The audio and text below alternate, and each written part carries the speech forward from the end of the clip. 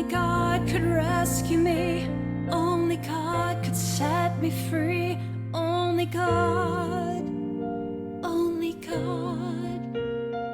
Only God.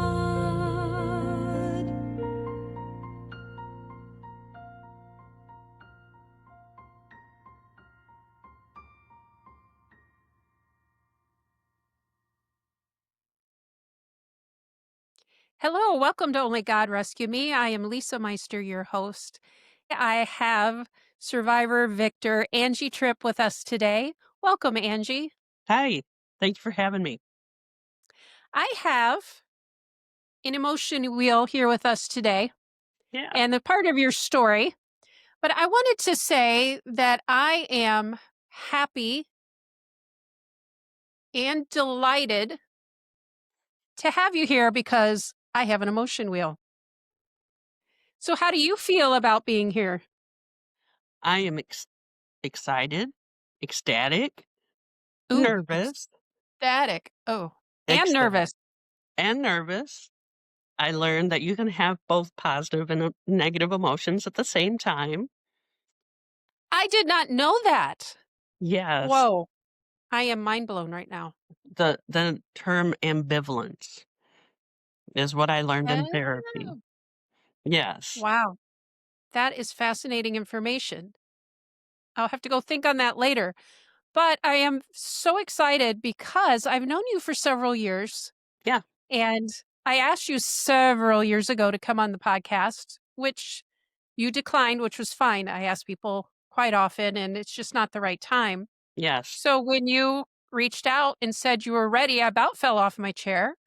And I was kind of excited because you've had a rough journey in healing, as we all do, but you feel like you've come to a good spot now.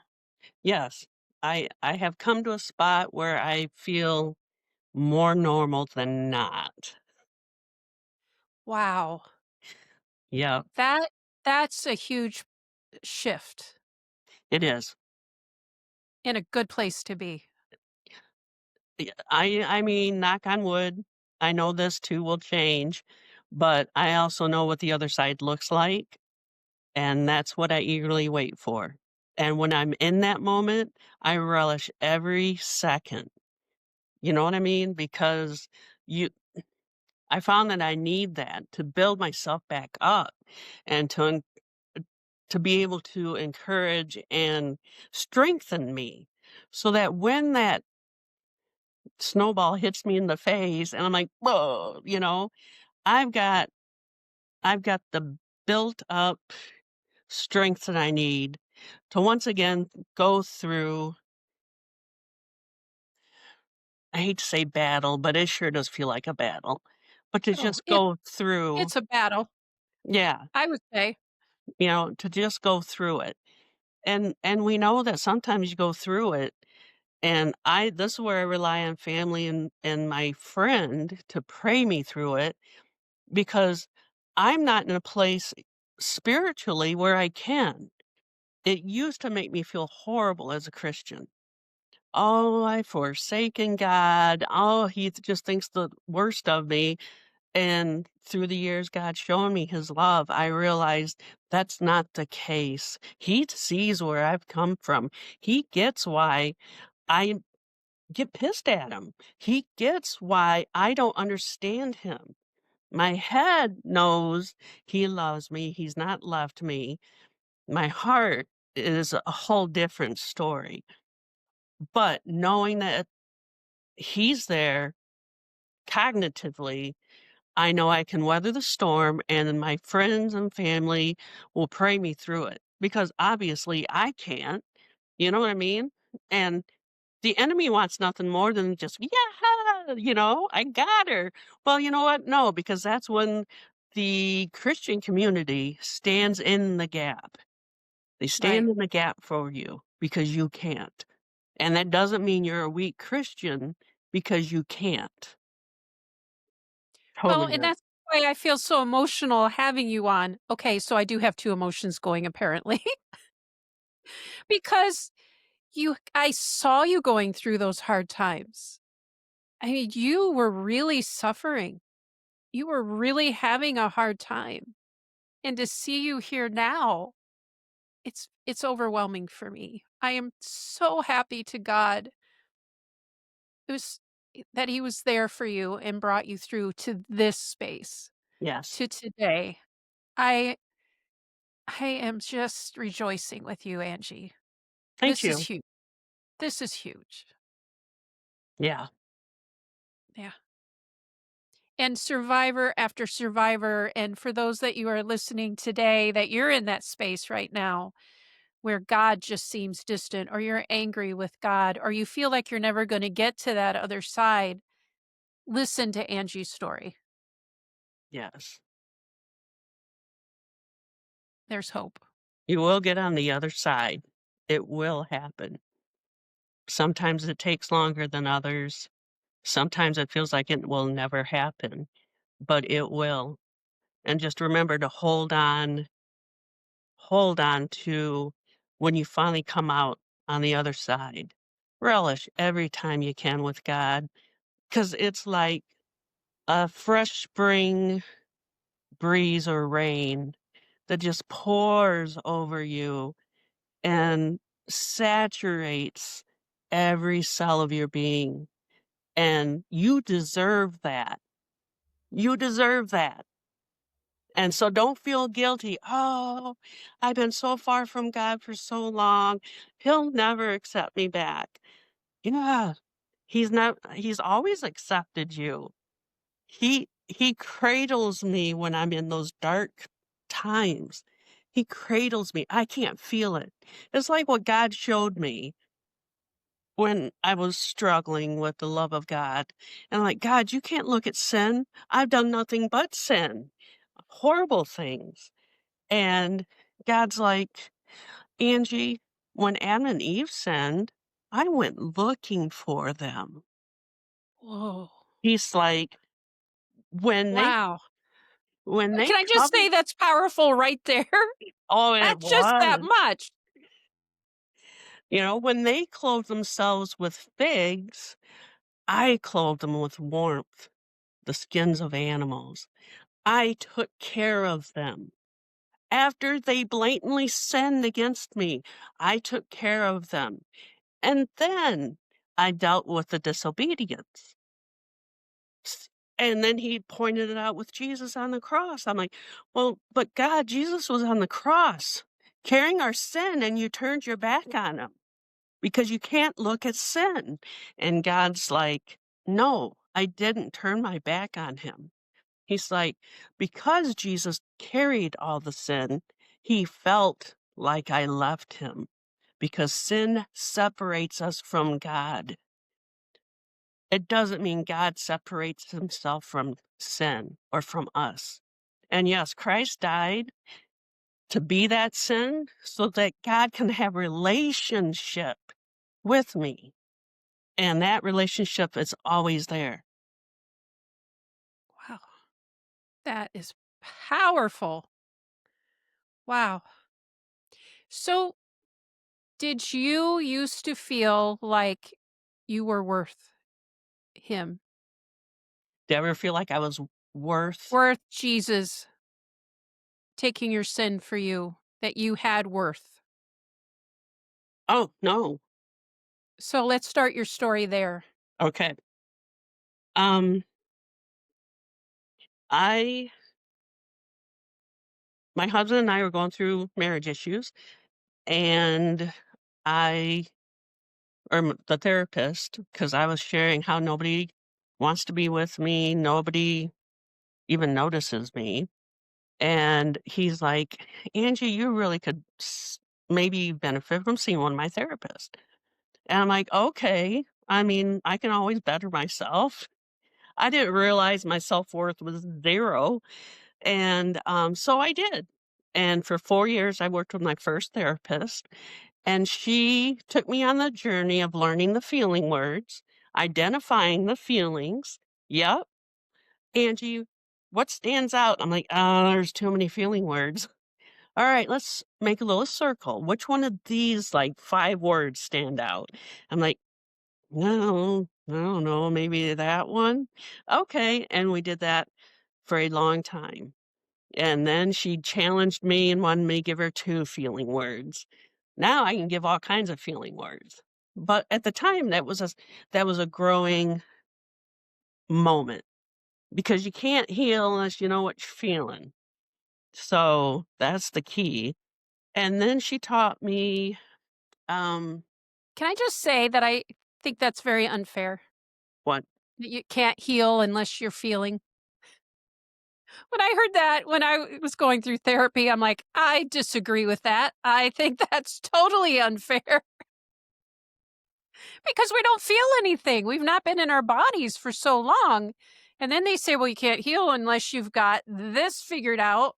And to have this figured out, you have to be in your body feeling things that you have not been in your body to feel for so long. And everything in you is saying, 'Don't you dare go in that body.'" That's a problem. it's a hard problem. Yeah. It's a hard problem, and feeling is very uncomfortable. 'Cause I remember, yeah, staring at this wheel going, "I got nothing. There's nothing there." It's tough. it is, and unfortunately, it bleeds over into your relationships, and I wished it didn't, but, I mean, I think about a moment when I did have feelings, let me just correct myself here. I had anger. Anger was prevalent in my life, and it unfortunately was aimed at my husband, poor sap, but he hung in there. Which But got you into marriage counseling. yeah, yeah, we worked at it, and I we were having a discussion, and I remember just thinking, and God knows our thoughts, and I was just thinking, he just doesn't love me." And God, like, got my attention, he says, "Angie," he says, "if I came in place of your husband, being the God of love, you would feel I didn't love you either." What? No way, that rocked my world. Well, then I Sure. gotta chew on that, and I'm like, "Oh," and he says, "because you feel unlovable." Well, who knew? You know what I mean? And that's true. Very And true. God bless our husbands. Yeah, no kidding. I need to pray grace, well, not grace for me, grace for him, I don't know. It's strength. Grace grace and strength for both sides. Yes. Yep. But so, yeah, I was on that journey of learning to trust people, that people are good at heart, that my lie that if mom and dad can't love, protect, or even like me, then why would a stranger? That's false. But I had to learn that. I had to see it Okay. demonstrated. I had to see Sure. that father dedicating his son, or not dedicating, but baptizing his son and bringing him up out of the water and having the boy look at dad and go, "Pump," and flatten him into the water. I'm like, "Oh, boy, he's in trouble." I fear. Ooh. And so the son gets up, or the dad gets up, and the son the dad goes and hugs the son, and they're laughing. I'm like, "Oh, is that what it's supposed to look like?" Well, just to explain it a little more, when you come from a highly abusive household, like if I saw that, I would think that kid's gonna get killed. You don't do that, No, right? You exactly. only treat your parents with high respect and fear. Yep. You would never goof around. Oh, no. No goofing, no laughing, no having fun. No. Mm-mm. Yeah, Mm-mm. it's Yeah, I'm not that would have terrified me. Seeing somebody do that would have terrified. yeah, Yeah, as it would most who are abuser or who have been abused right. and lived in something like that. But Wow. it taught me something, and it taught me then I began to look because I never really looked, or I'm in church and I see a baby crying, of course, that just sends alarm bells and God just saying, "Look, look what that daddy's doing for that little baby." You know, patting it, rocking it. I'm like, "Okay," exposure, to see the good. But I mean, it's just you're wired when you're wired to just shut everything off, you don't even think to go, "Oh, okay. It doesn't feel good, but I see that it's good." And then with time, you realize it. But I'll tell you, crying babies, I never understood it until my healing. And my poor, my firstborn, bless his heart, he, he didn't have a mama that could meet his needs when he cried for help. And all I could do was put him in his crib and go outside and just walk. And I just thought I wasn't a good enough mama. I know now that I was because my heart wanted to, but I didn't know what was going on where I couldn't. And I know that now, and it makes perfect sense. So, um, yeah, there's areas that are still difficult, but so I get off of that topic. Um, So you were on the feelings yes, wheel. feelings and learning people are safe, and then I think when I had a situation at home where my daughter had a pet rabbit, and he was in his cage, and I had come home and walked in and saw this rabbit sprawled out. He had passed. In that instant, I felt exactly what that rabbit was feeling, which wasn't reality, but my reality.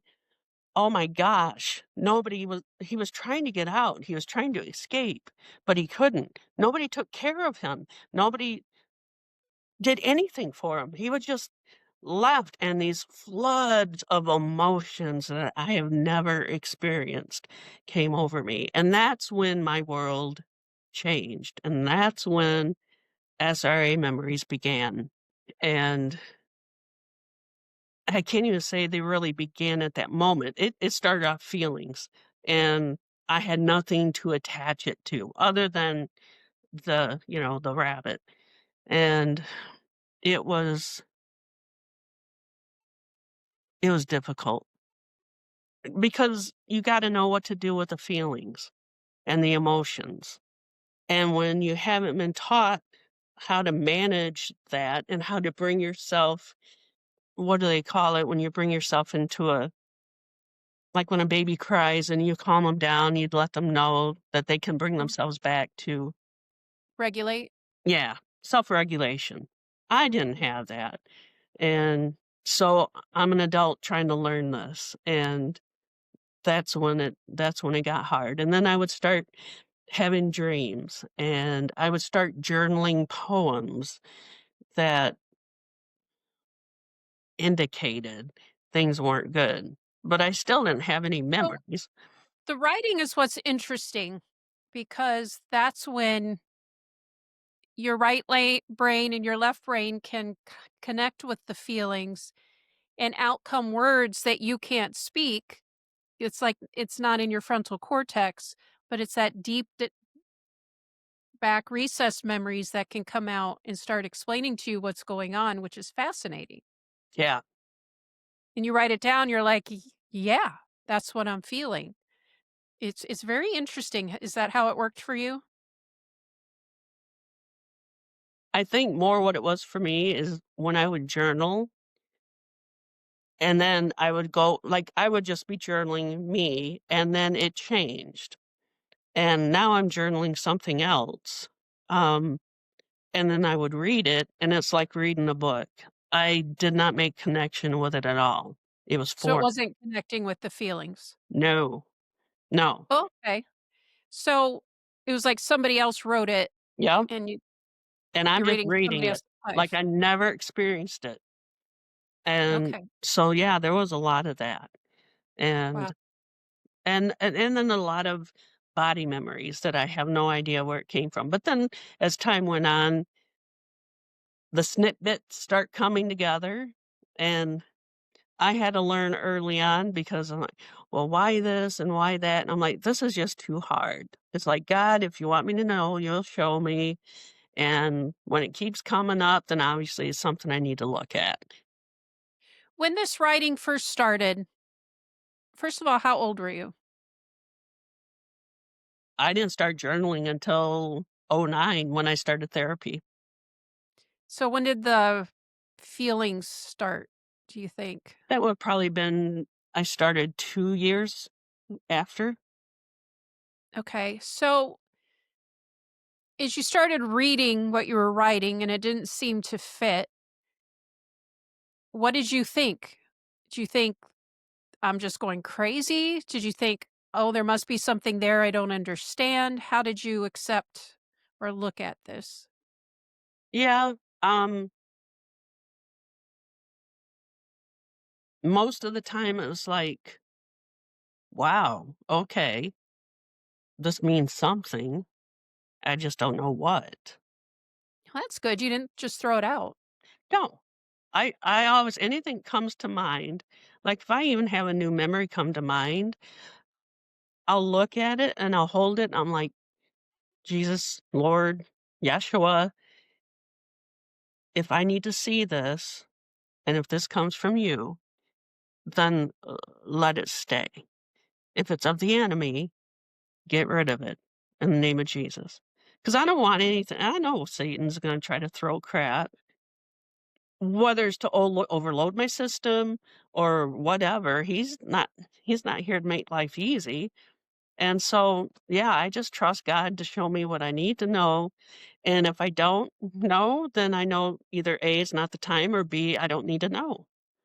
And I'm Right. okay with healing and not knowing. I don't have to remember all memories to heal. All I need to do is heal that part of me that's hindering who God made me to be. And if he can just group them all into one, I'm okay with that. Obviously, I think all of us be okay with that. But sometimes you got to look at it because there's lies in the middle of all that. Right. I Wow. know I I've find had that's fascinating. I love how you handle it. yeah, it makes it a ton easier that way. Like I used to say, "Why would my mom do that?"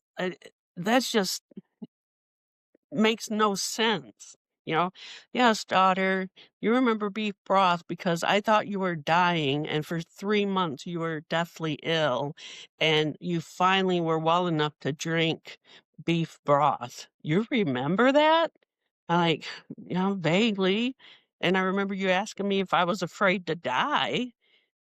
Why didn't you take me to the doctor? You know? Why?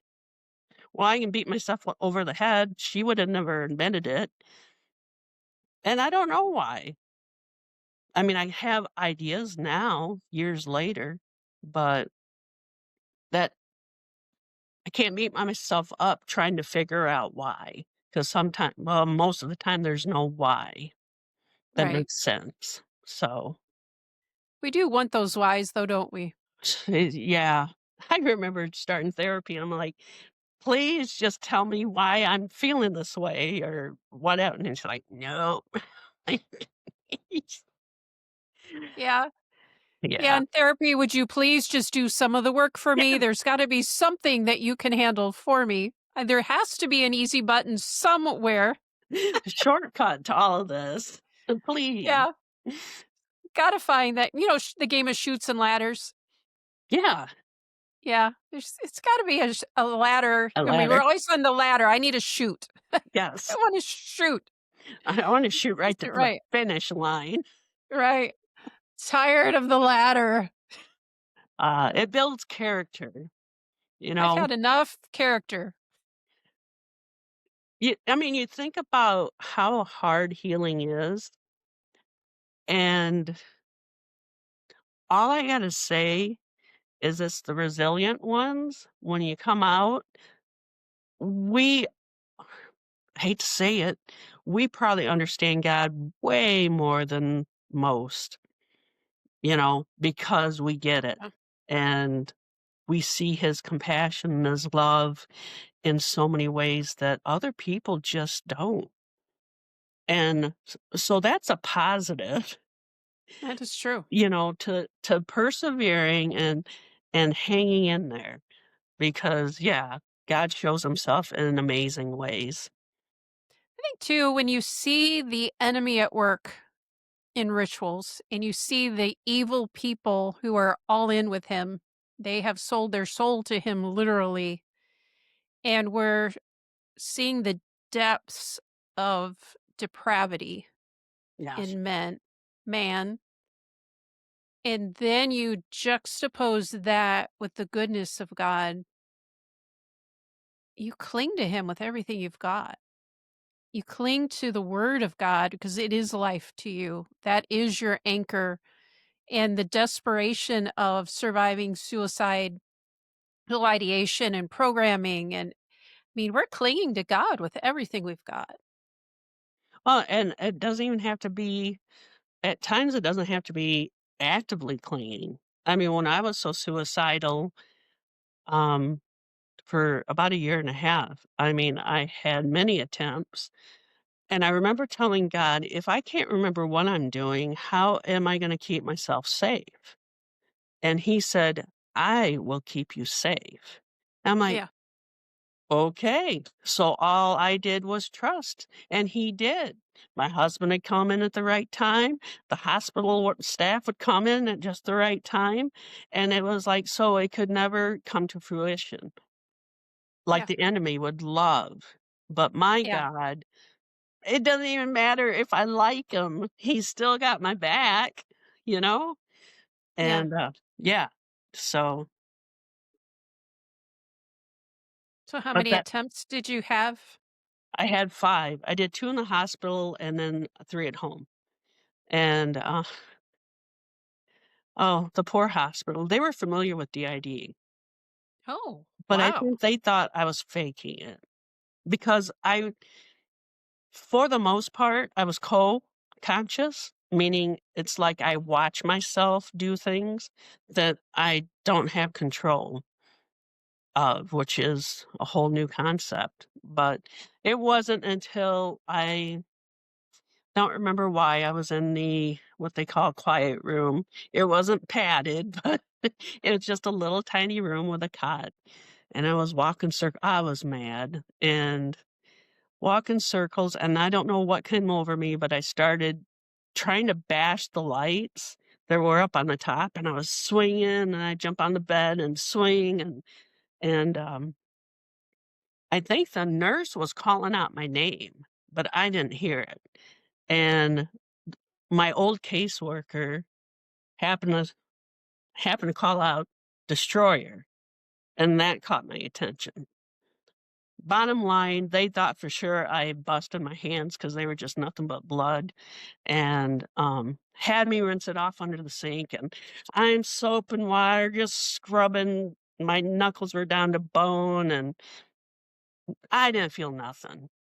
And yeah, I think that's when they realized that maybe it was a real thing. And um,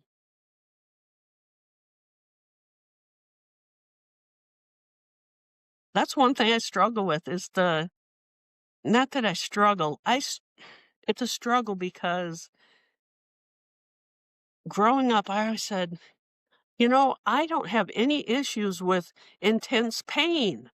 That's easier to handle than the stubbed toe or the hangnail. You know what I mean? I mean, that feels horrible, but horrible pain. And I didn't notice it until, gosh, I'm going to say it was about 13 when I first noticed. And my mom was going off on me and punching and kicking, and I fell over onto a big crock pot she had it for like a tree and cracked my rib really hard. And instantly, oh, and then it went away. And then I just lay there, go, just kill me. I'm ready, you know. And she finished doing what she was doing, and I'm like, wow, that was weird. And of course, now, you know, I had neck surgery, and I was having, I don't know why, but pain, just horrible pain. And I'm like in tears and called the doctor, and then bam, it went away. Just not just subsided, it just, I felt nothing. And I'm like, if I could power my brain, if it has that ability, you know what I mean? How gosh, now I know why we only use about 1% of our brain. It's capable of Yeah. doing way more. But, So Destroyer takes over when the well, pain back goes away? back then, um, can I share my experience with Destroyer Sure. and Timothy?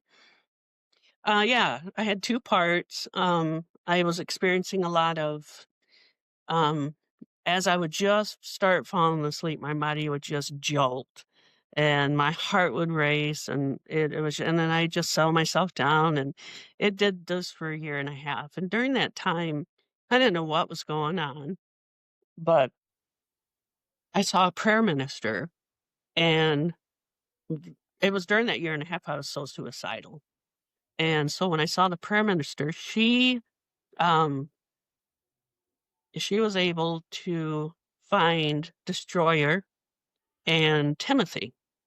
Timothy was being tortured, and Destroyer, who I renamed Major, um, worked for darkness. And his job was to make sure the punishment continued and did not stop. And so she told Destroyer, how would you feel if Jesus took the place of Timothy? Because I think Destroyer was trying to kill Timothy indirectly by killing him so he didn't have to suffer. And the prayer minister was like, what would that look like if maybe Jesus took the place of Timothy? Oh, Destroyer was all over that, man. Yeah, let's let Jesus just suffer. I'm all game, you know? And so he did. And he got the chance to see the love of Jesus offer himself in the place of Timothy, which gave Destroyer what he wanted, which was relief for Timothy. But then he realized that Jesus did that expecting nothing in return. And that was it was such a beautiful thing to see because Destroyer gets to watch Jesus exhibit love, which requires nothing in return. And he's he's still somewhere in outer space because he doesn't like Earth, and I get that, but he's watching. And he let us change his name to Major because he's all military minded, and took care of that problem, which I was so grateful for. But it's wonderful seeing how Jesus can come in and reveal himself, you know? I mean, just time and time again. And it helps to have a therapist or a prayer minister that is familiar with SRA like she was.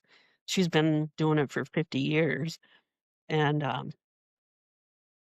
yeah, it's just makes me feel good Wow. for those parts of me. And it shows the listeners, I mean, it might sound crazy to some people that don't understand how parts work, but they're still very ritual minded. They don't understand that that's not going on anymore. So the jobs they were given in the rituals to do, they're still kind of playing it out in our minds. Yep. So until they get to the point where they can get rescued by Jesus, they're still gonna be hashing some of that stuff out, Yep. and that's a And process. and the beautiful thing, I remember watching a very short animation. It was a little boy who was upset, mad, or whatever, and he was behind a wall, and Jesus was on the other side of the wall, and he was just like, "I hate you." And Jesus like, "That's okay." And he didn't wanna see him. He said, "Just look at me." No. And the beautiful part of Jesus is he meets us where we're at. He doesn't force himself. He doesn't come around the wall and say, "Look, I'm good," you know? He'll go slow.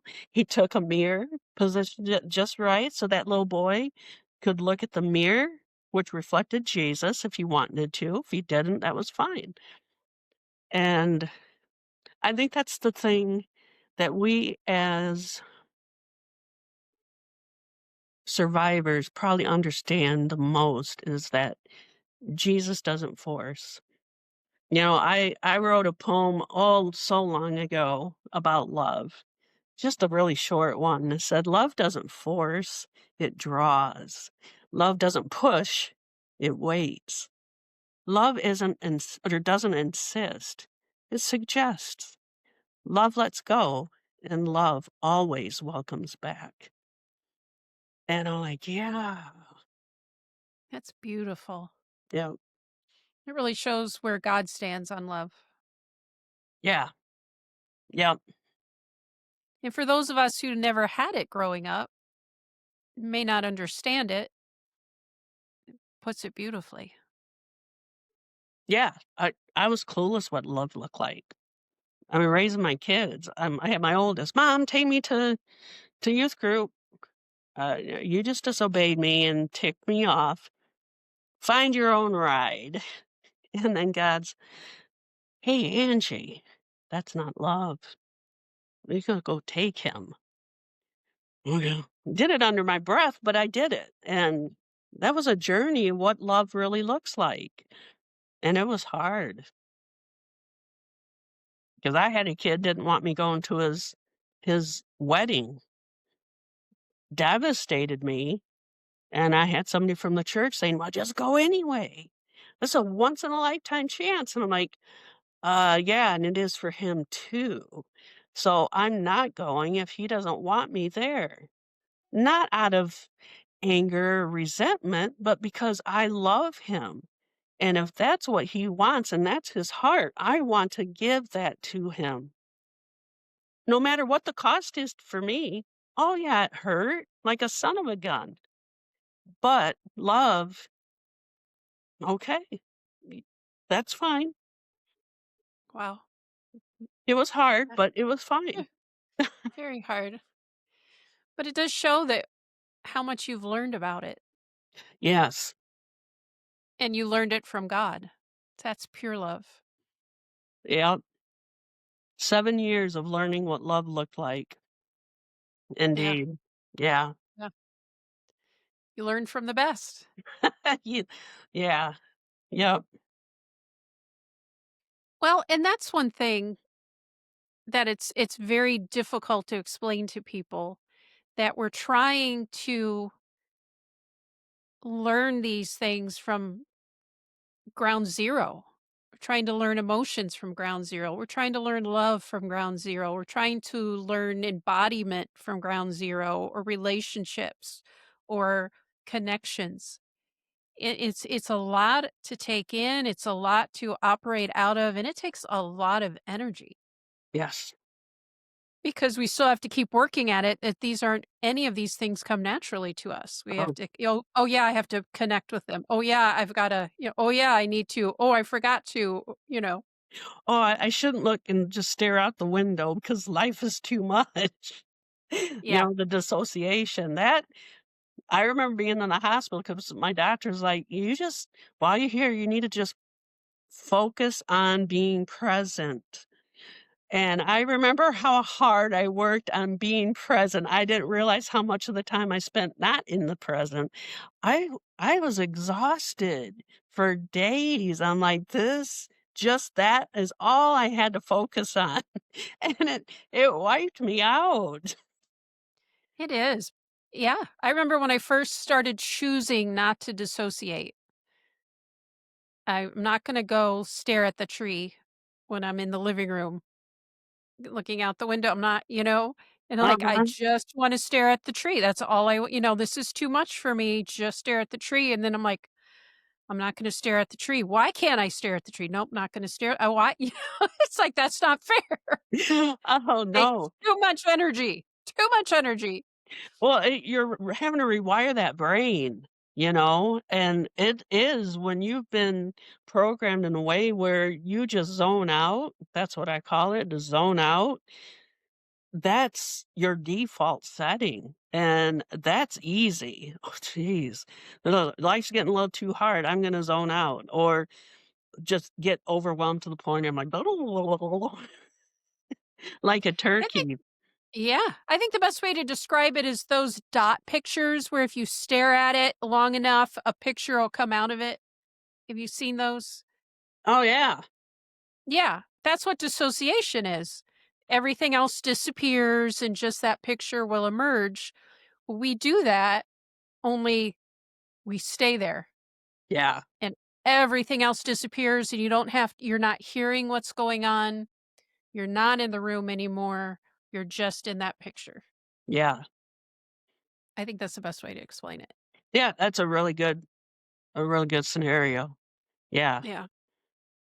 and the enemy wants nothing more than us to be disconnected from people, Yeah. which is what God And created. sometimes I want nothing more than to be disconnected from people. I don't know what that says about me. I'm like, "Oh my gosh, Lord, this is too much. Please have Yeah, mercy." it's a lot of work. It is. It still is. I don't feel like I need to go into a tree anymore. I'm better at staying present and at whatever, but being around people, I get really tired, because I have to focus. Yes. I have to work on focusing, work on staying on the conversation, work on what I'm supposed to be doing.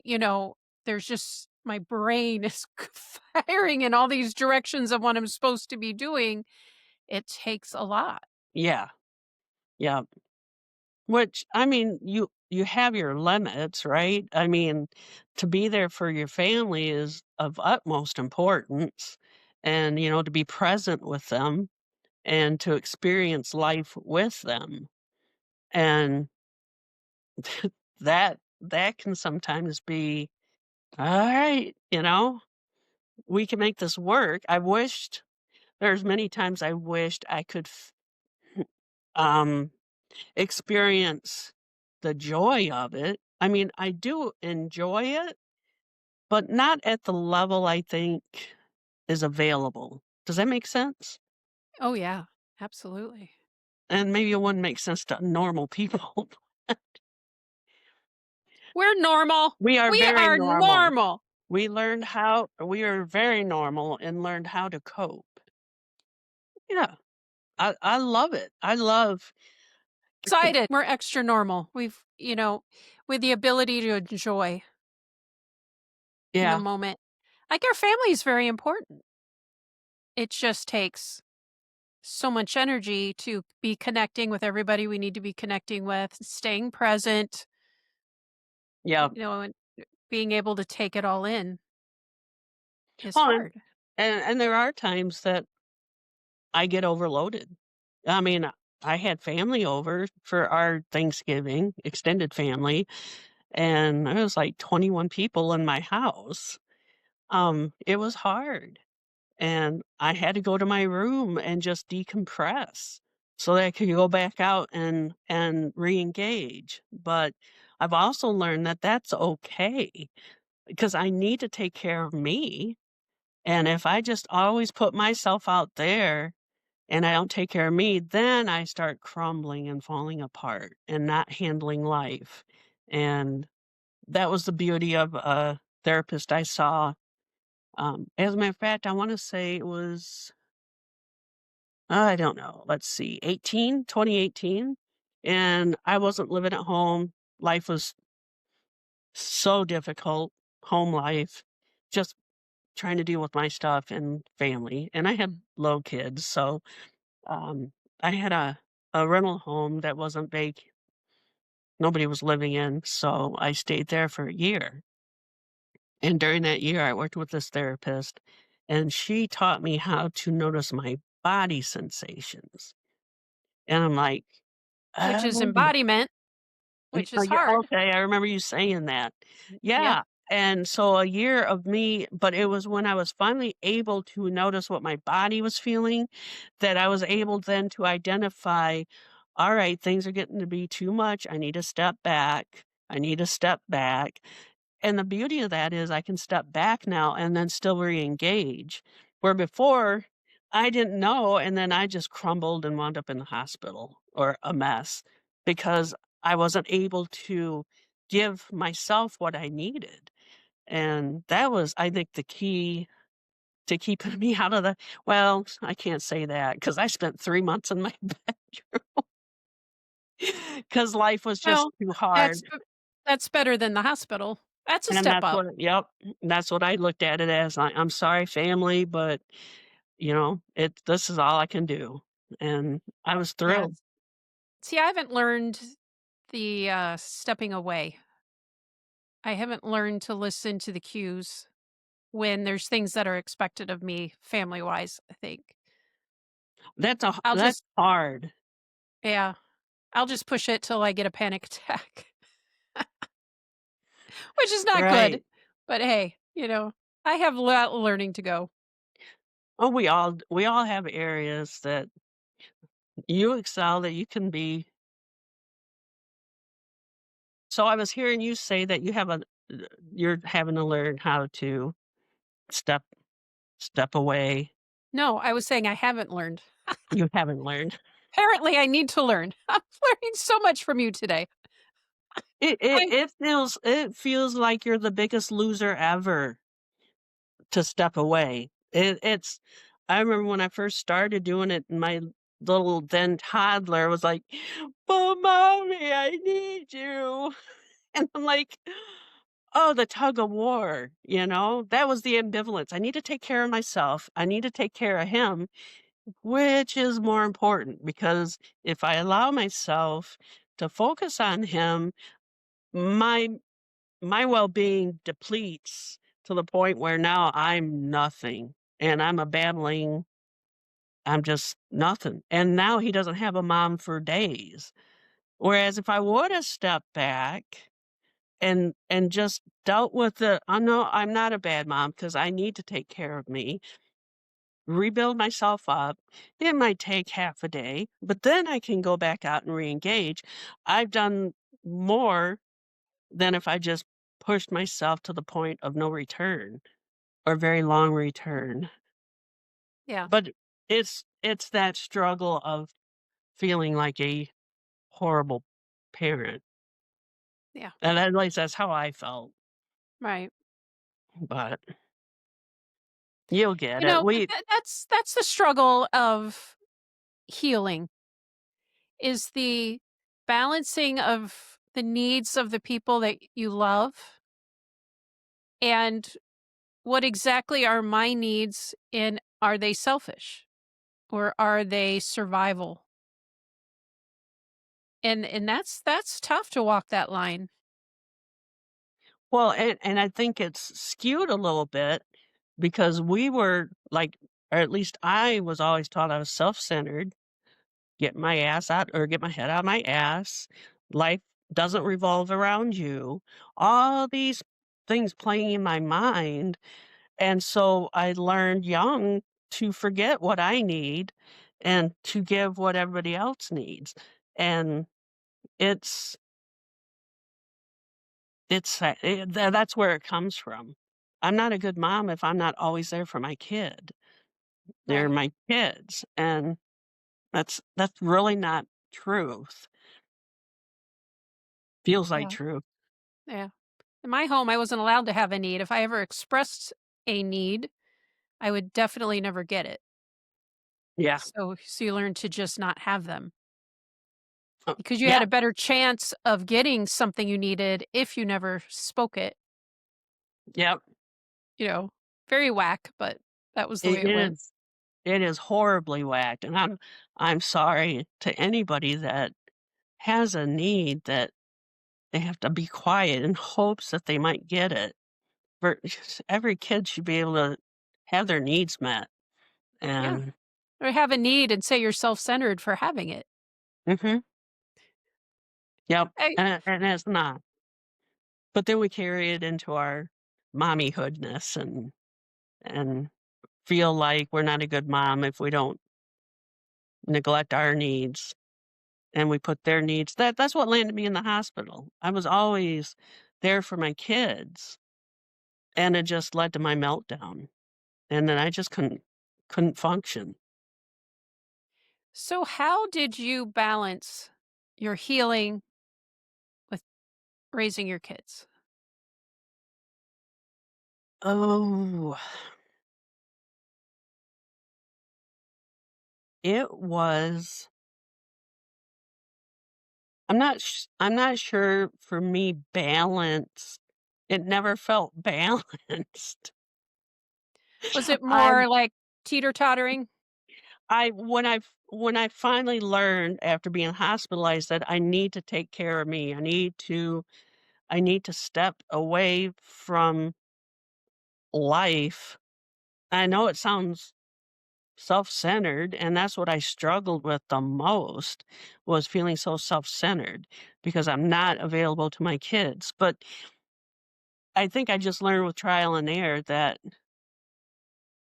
if I push past, I can't deal with life, things are too much, and then I may be present with my kids, but I'm not really. You know, I'm there physically, but emotionally, I'm not connecting, because 'cause I'm in overload. But if I and then I learned that if I just step back, recover, give what I need, whether it's coloring, watching cartoons, that's usually what it wound up being, or listen to music, calm myself down. I had a sign I'd put up on the door so the kids knew when that sign was up, not to knock, not to, you know what I mean? It's mommy's time. Then I could go back out and engage, but I'm sure it's different for everybody, but it's like anything you learn, or I always tend to go way on this side, and then I go this side, and then I slowly make it back to this works. And that's what it is. It's stepping away when my family and my sisters are here, and I step away and go to my room and just decompress because I needed to. And then I was able to go back out and re-engage. So, So, back to your story. Was your mom the main abuser? yes. And was it was ritual? No. Well, I don't know enough. My RA comes from the church. Okay. So my dad wasn't my dad was present in the home, but not present. So he hid because my mom was very abusive and volatile. What's that word? Volatile? Yeah.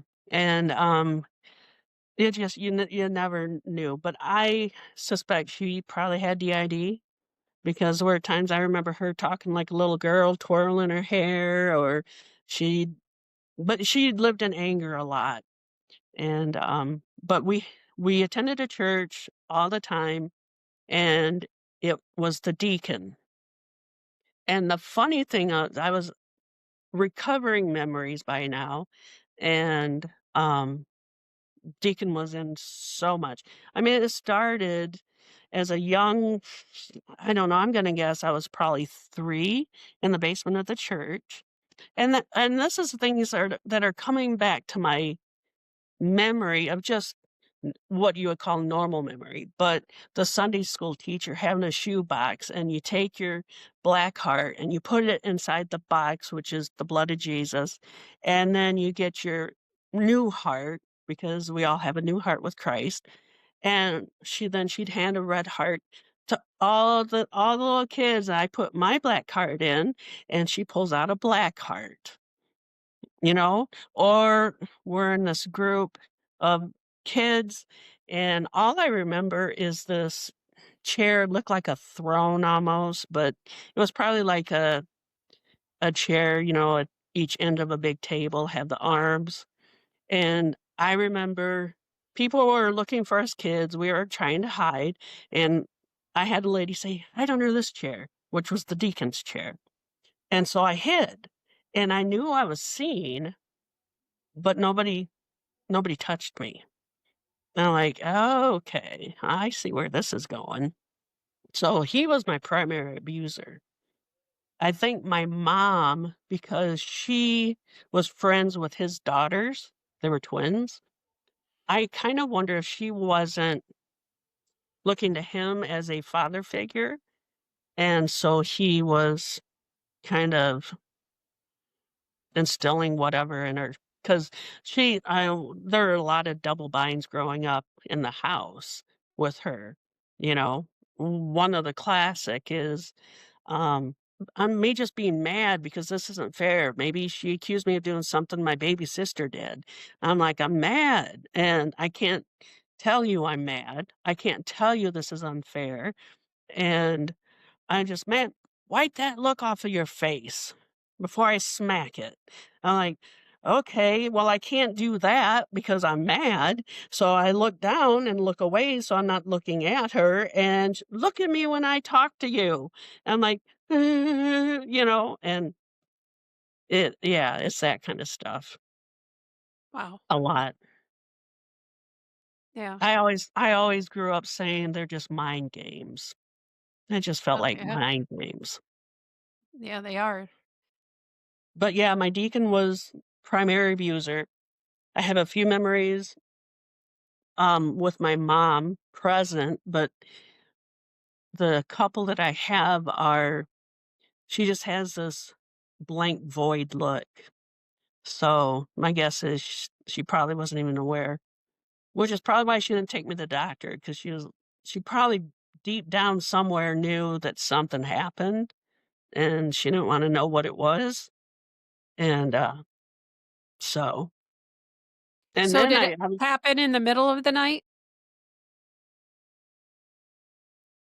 I have no memories of, like, being taken from my home, um, but I do know, like, even right now, I I will fall asleep at about 10 and wake up an hour, hour and a half later, and I can't get back to sleep. It's like I eat, I gotta stay awake, I gotta stay awake, and it's the subconscious need to stay awake, and about 4 o'clock, I go to sleep, and so I kinda know something's up with that, I just don't have any recollection of that. I always had to sleep with my back to the wall so that you know, and, yeah, Yeah, but that's staying on guard. Make sure nobody's gonna come yeah, in and take you. Yeah. yep, my pillow was my front shield, I guess, Oh, I is my hear you. yeah, I hear you. It's but like yeah, that for must I don't many of us. Yeah. yeah, I don't have I mean, I say I don't have a ton of memories, but I've been getting bits and pieces, and I'll ask God, What does this mean?" or "What's going on?" And sometimes he'll tell me, and sometimes he doesn't. But, I've got memories in cemetery, I got memories in a barn. There was one memory I have. I'll see the picture in my mind. It's like, okay, I'm being made to go inside this box. They put a lid on, and now they're throwing dirt on it, and they're saying Mm. something. And I'm like, and I remember my therapist, "Well, do you know what they're saying?" And I'm like, "No, it just sounds like mumbles." Well, then a couple months later, oh, it came to me. They're saying, "You'll never see the light of day," and then, I'm just a sweaty mess, feel just claustrophobic, and They were pulling me out, and I'm like, "Oh, fresh air, I can breathe," you know? And it's like, "Get back in the box." "Oh, no, no."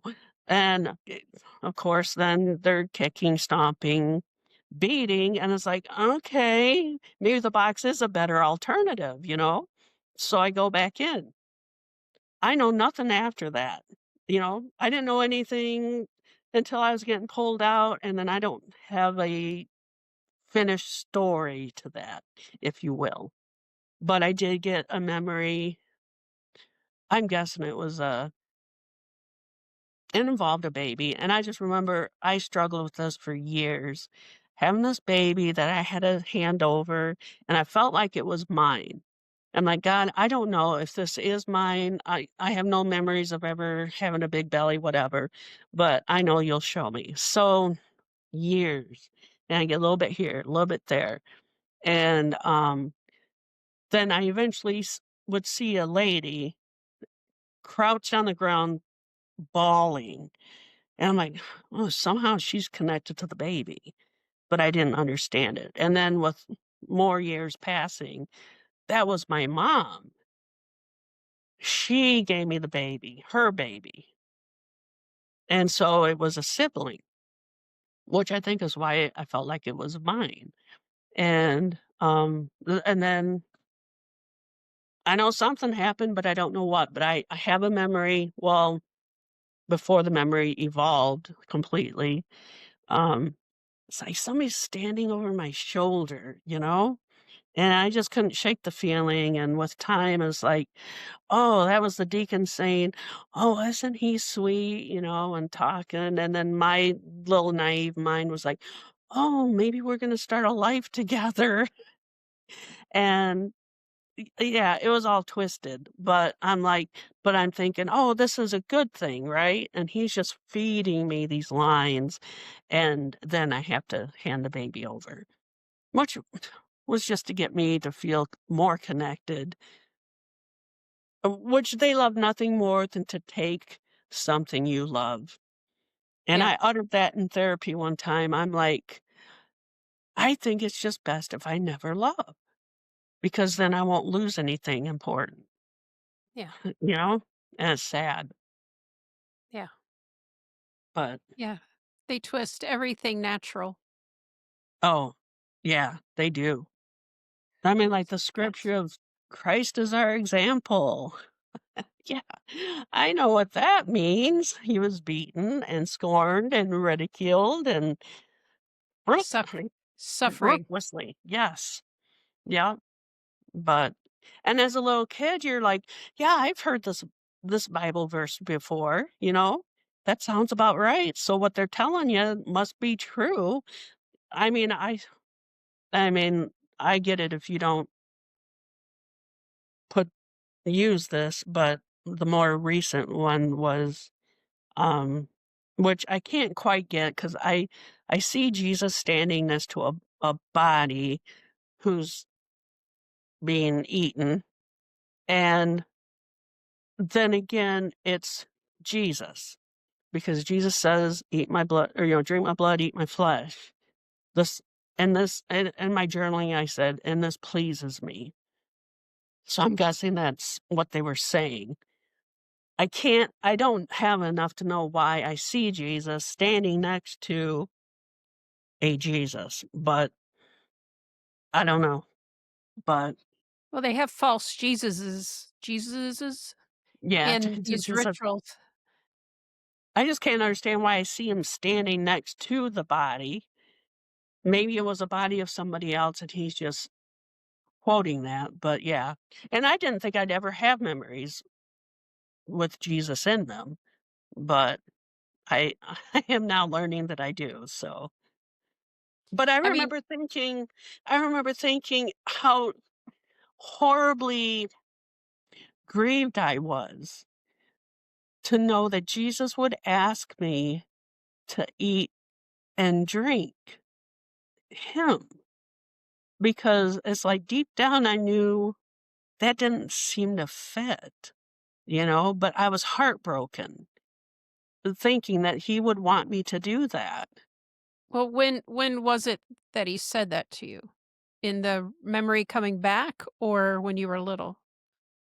No, this is the memory of when I was little, and it was Jesus in the memory telling me to eat and drink the flesh and blood of Christ. And I just remember being little, feeling grieved that why would Jesus ask me to do that?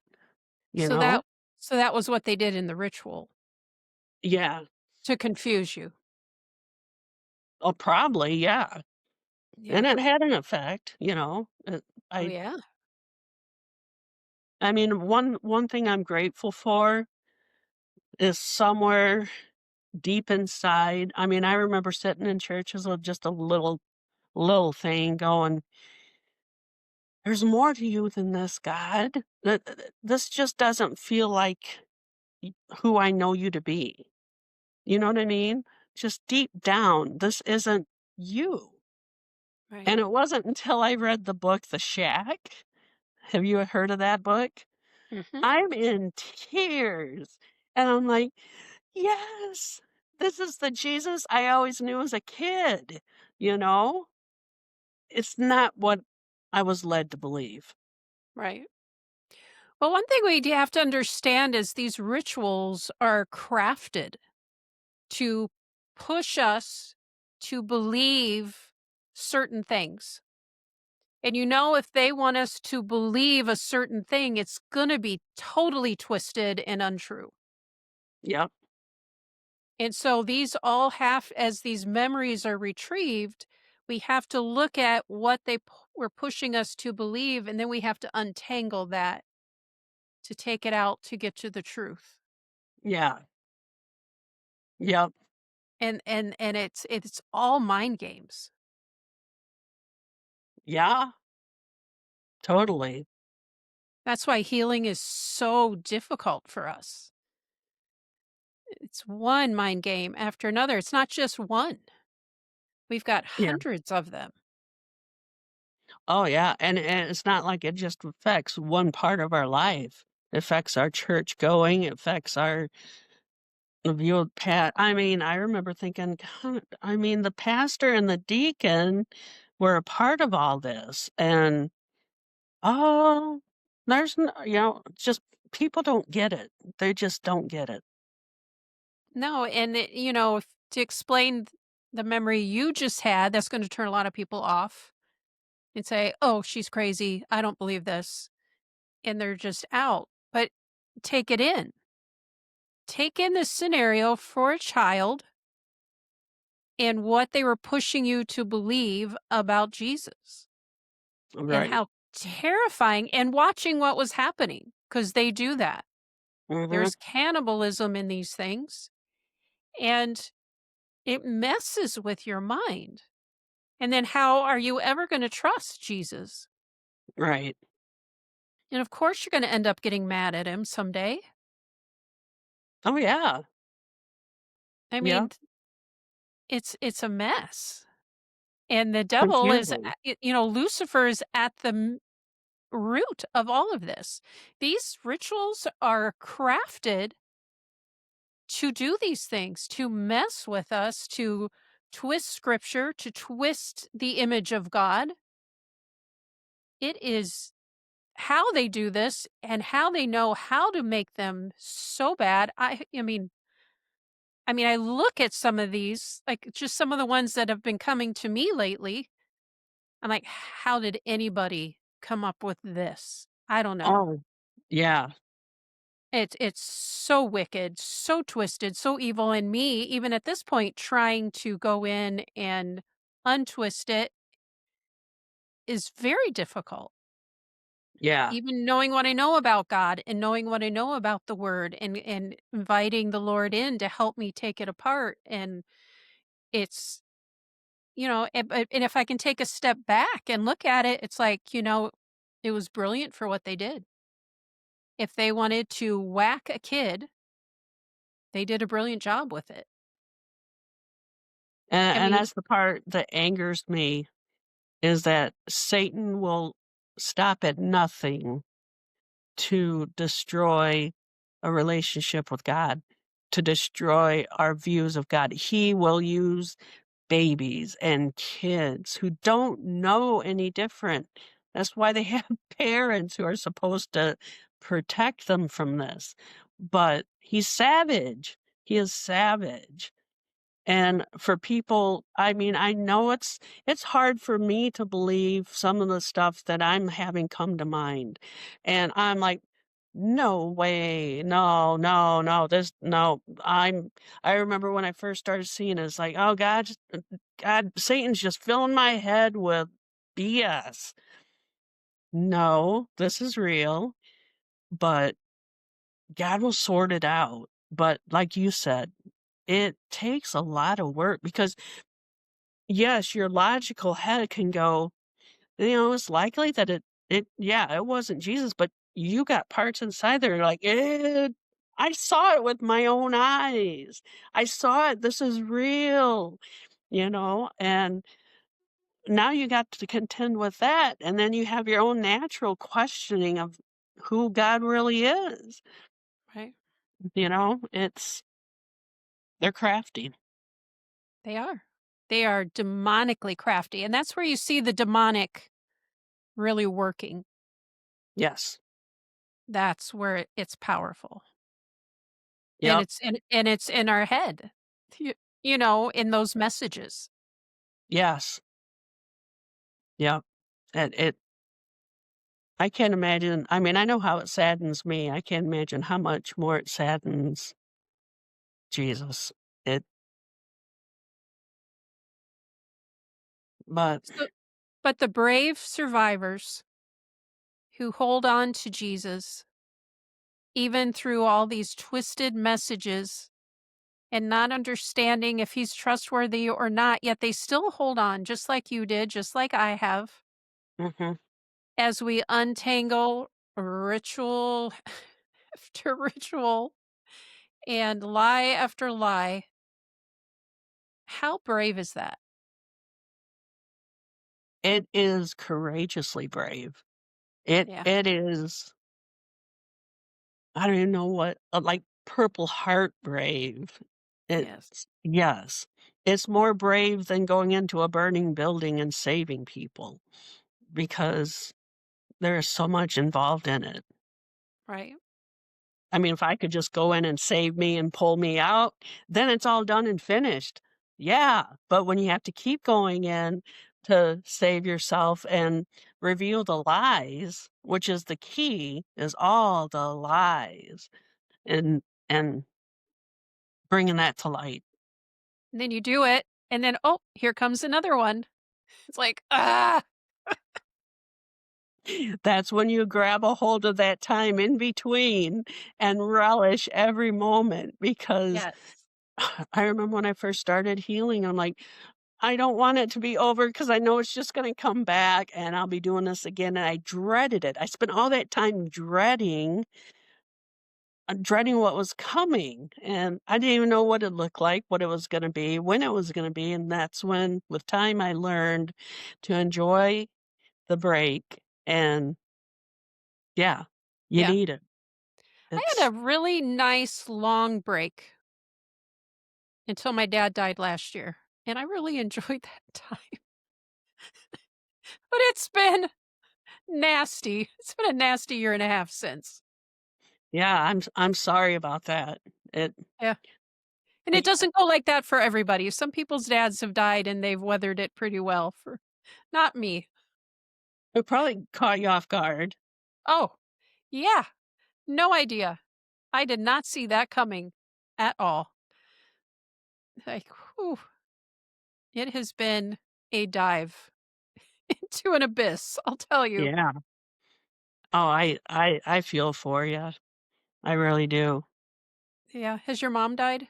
She's still around. Yeah, no, that's when I started therapy well, she died in Oh, '02. She was 55, but I've always said that I would never, ever gone to therapy with her alive. I wouldn't have been able to have dealt with any of it because okay. my mindset was she has eyes, and she said it, "I have eyes behind my Yeah. head." Oh, I see everything. And wow. I believed it because she demonstrated that time and time. I mean, I was a little kid, I probably didn't know how she did it, but yeah, she knew just about everything, and I didn't dare, no, start working on memories involving her because she would know I was talking, and I didn't want that. So, Wow. Well, see, let's see, it was 99 when the memory started for me. Boy, how old was I? Can't do the math right now. My math brain is offline. But now my dad died year and a half ago, and a whole new set of stuff came out. Whole different level of stuff. I'm like, you've got to be kidding me. I had no idea he was involved in these sorts of things, like new depths of depravity. Just yeah. waiting. Apparently, he had to be gone for this to come out. Like, no way. Y Well, and that's probably why it never came out before. Yeah. This somewhere in there, it's like, "It's not safe right now." But I had so many years. I'm like, hey, I am done. I am scot free. I mean, a memory would come up here and there. I'm like, yeah, that stinks. But of course he did that too. And I would be fine, a couple days, be off a little Right. bit. And, it's like, okay, I'm good. Scooch on to the next thing. Like, nope. I'm gonna have to be really careful about, "Yeah, things are going great." Yeah, you just enjoy the good times. You never know. And Or that's the you do. thing. It's like there's these time bombs in my head just waiting to go off. Now I walk very carefully. Yeah. Like, oh boy, Lord have mercy. Oh, thank God he does. Yeah. Mercy and grace. Boy, I just would hate to be on this journey without the Lord. I don't know how people do it.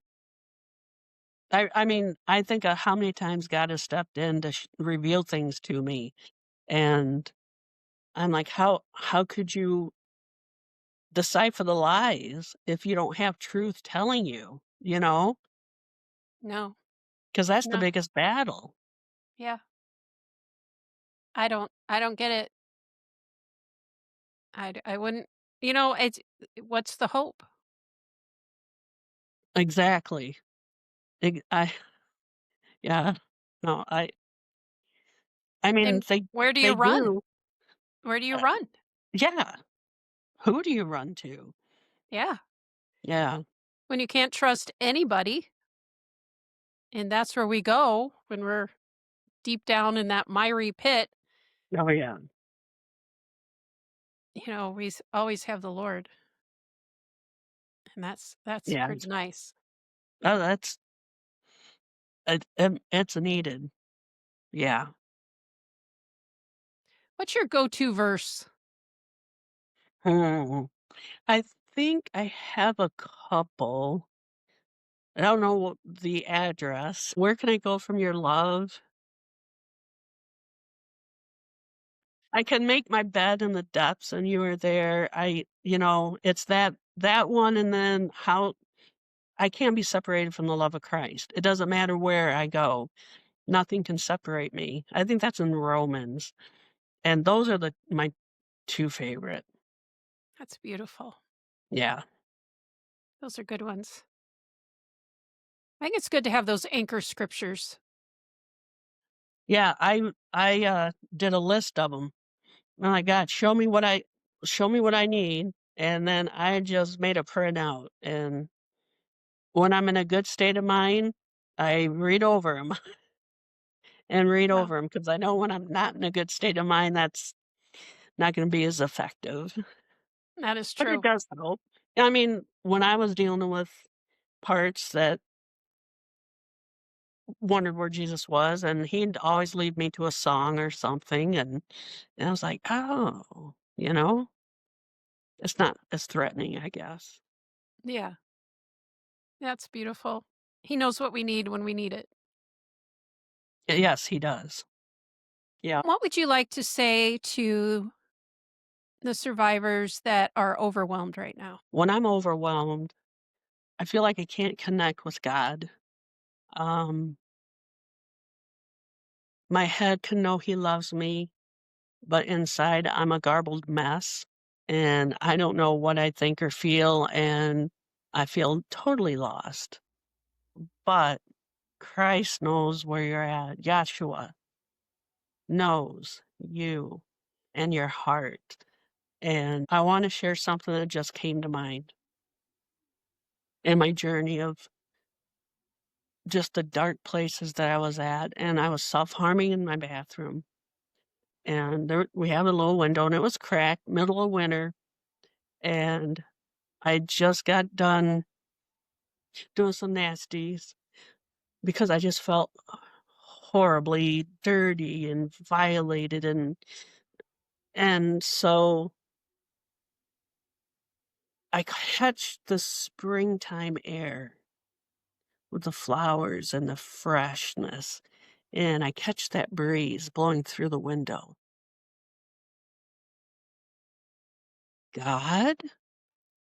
And then I'm thinking, "Oh, shoot. He sees what I've done." And I instantly thought, "Angie, how could you destroy the temple of the Holy Spirit? How could you destroy my temple?" That's what I envisioned. But instead, what I saw was God. "Oh, Angie, I see your pain. I see where you come from. I love you. I I don't you mean the world to me." And I could feel the compassion. The compassion is what blew me out of the water. The compassion that I could see in his eyes. I'm like, "Whoa, who is I knew it was him, but I couldn't make the connection that he would feel that much compassion for me in a time that I felt dirty and disgusting, and I just mutilated myself, to be honest, and he was okay with that. He was okay, and you're overwhelmed and you're struggling, but I think the most important thing is to remember that he is still there. He is. I wrote a poem, but in the struggles, it's like, "Where were you, God, when I called out your name? Why'd you fail to come when I needed you? Why were you hiding from me? Was the evil so too great that your light wasn't able to penetrate? You must have gone so far away that you couldn't hear me. I had no one to keep or protect me. You were all I had. So where were you in all the bad? My child, all you could see were the clouds. Your pain was so severe and the evil so thick that you weren't able to see me beyond the clouds. I wasn't hiding. I was there the whole time. But the clouds of pain kept you from seeing me. I never left you. I was always there. But the clouds of despair hid you from me. Evil didn't win. I was there the whole time. I was protecting you and saving you in ways you know little of. He is there. It's the clouds. You know that sun is shining, even with the clouds over us. That sun is still shining bright. And that's what I go to. I remember that even though I don't feel him and I'm in the pits of despair, I know the sun is still shining over my head, and I will come out, and the clouds will clear, and I will feel his warmth again. And you will feel his warmth again. Hang in there and know that he loves you no matter what. That's what I'd say. That's beautiful. Thank you, Angie. Thank you for being Yeah. here today. Thanks for having me. It is very inspirational to hear your journey, to hear your walk with God. And I love where you are now. Thank you. I love it too. I'm enjoying it right now. Good. Yes. I am glad. And thank you, listeners, for being here today. And I'm glad that you were able to listen to Angie's story. And God bless you as you continue to heal. Hang in there. Journey's rough, but there's a lot of good to come. I love Yes. you all. Bye. Only God could rescue me. Only God could set me free. Only God.